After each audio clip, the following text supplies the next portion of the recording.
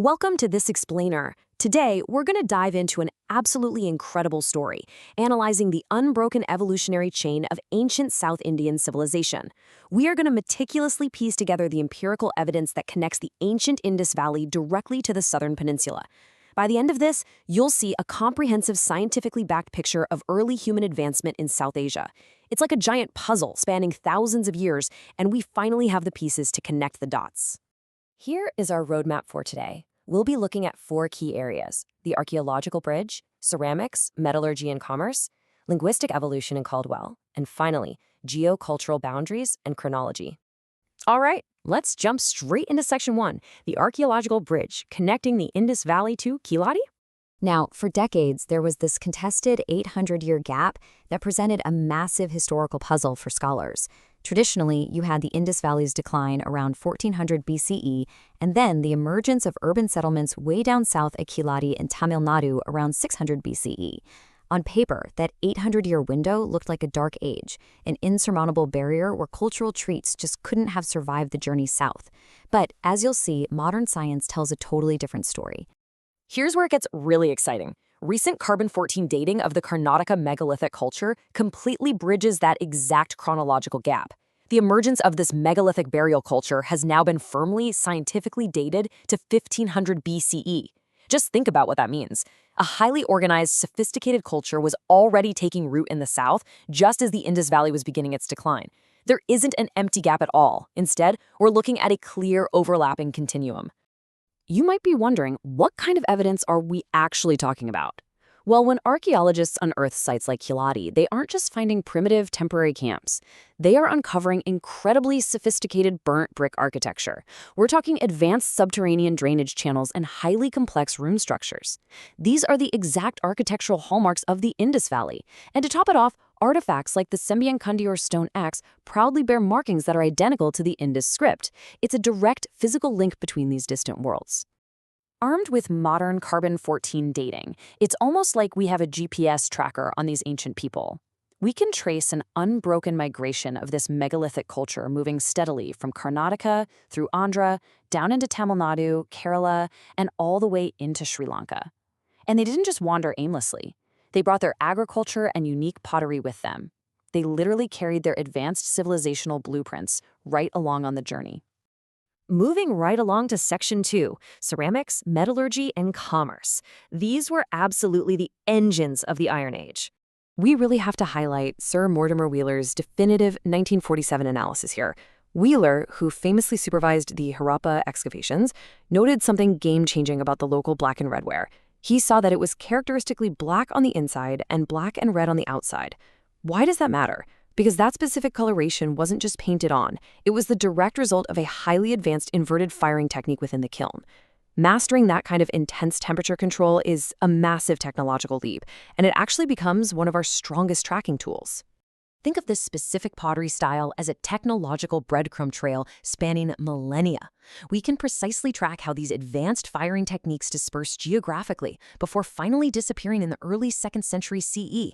It originates near Indus sites as far back as 4400 BCE, then travels down through central India and Maharashtra, penetrates the Deccan Plateau and Karnataka, and eventually becomes universal across Tamil Nadu and Sri Lanka. It shows us exactly how knowledge spread like wildfire across the continent. Now, add iron to the mix, and you fundamentally revolutionize the landscape. The Iron Age completely changed the game for agriculture here, turning a rural society into a mature, complex urban civilization in just 5 centuries. By harnessing iron for farming tools, communities could suddenly engage in intensive paddy cultivation. That resulting massive food surplus was the exact spark needed for these populations to settle down, grow exponentially, and rapidly build complex urban centers. But food production was only half the equation, right? Extensive maritime trade networks facilitated deep cultural exchanges that elevated this civilization's status on a global scale. By 1000 BCE, ancient Tamil ports were absolutely bustling cosmopolitan hubs. They were trading highly sought-after goods, think spices, pearls, and fine textiles directly with Phoenicia, the Middle East, Palestine, the Mediterranean basin, Africa, and Southeast Asia. This economic powerhouse brought immense wealth and a really dynamic cross-cultural sophistication to the southern peninsula. Professor Clarence Maloney expertly synthesized this when he argued that this urbanization actually flowed from south to north. And this is reinforced by the lack of simultaneous advancements in neighboring northern states. While the southern Pandya realm was experiencing this absolute explosion of iron-fueled agriculture and global maritime trade, regions directly to their north didn't show the same simultaneous leaps in urbanization. The spark of innovation really took hold deep in the south before it radiated outward. That brings us to Section 3, Linguistic Evolution and Caldwell, where we'll be deconstructing some outdated colonial frameworks. So the crucial point here is contrasting these deeply flawed 18th and 19th century Indo-Aryan origin theories against Robert Caldwell's rigorous, evidence-based comparative grammar. For a long time, the Eurocentric assumption was just that Indo-Aryans created all Indian civilization, and that Southern languages were birthed entirely from Sanskrit. But then, in 1856, Reverend Robert Caldwell published a landmark work analyzing the syntax and grammar of South Indian languages. By comparing their structures, he definitively proved they were completely independent from the Indo-European family tree, which formally established the distinct Dravidian language family. Okay, we need to clear up a massive modern misconception right now. Dravidian refers exclusively to linguistic architecture, not biological race. In academic and historical contexts, it is strictly a classification for an ancient family of languages, proven by distinct syntax and grammar. These languages, including Tamil, Telugu, Kannada, and Malayalam, are united by a common grammatical structure that predates any Indo-Aryan linguistic influence in the region. It is entirely devoid of any biological or racial connotations. And Caldwell didn't just invent the word Dravida out of thin air to describe this. He meticulously selected the term because it was actively used in foundational historical texts to describe Tamil-speaking populations.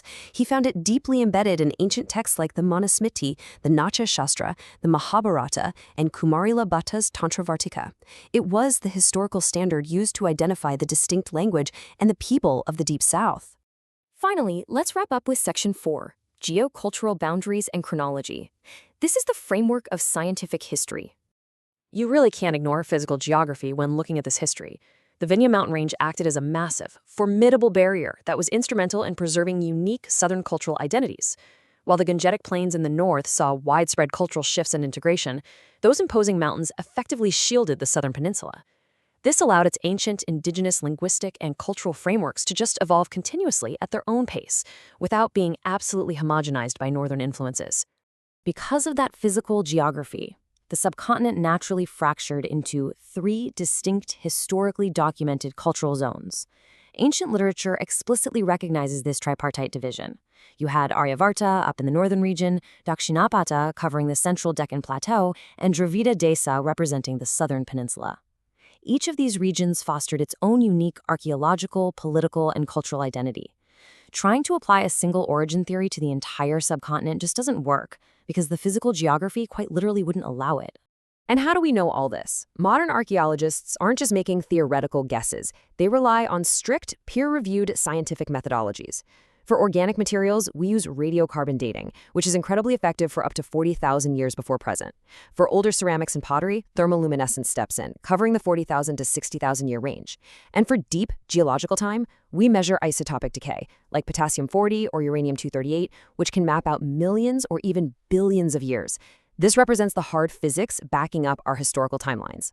Because modern academia demands this level of secular precision, we use standardized BCE and CE terminology, before Common Era and Common Era. It maintains a strict, impartial scientific standardization that respects all cultures while keeping the focus squarely on the empirical data. This is a crucial shift away from theological timekeeping like BC and AD, which centered global human history entirely around a specific religious event. It's all about maintaining an unbiased standard for our historical analysis. So, what does this all mean when we put the pieces together? When you stack up the empirical evidence, the unbroken evolutionary chain of South Indian civilization becomes a matter of undeniable scientific record.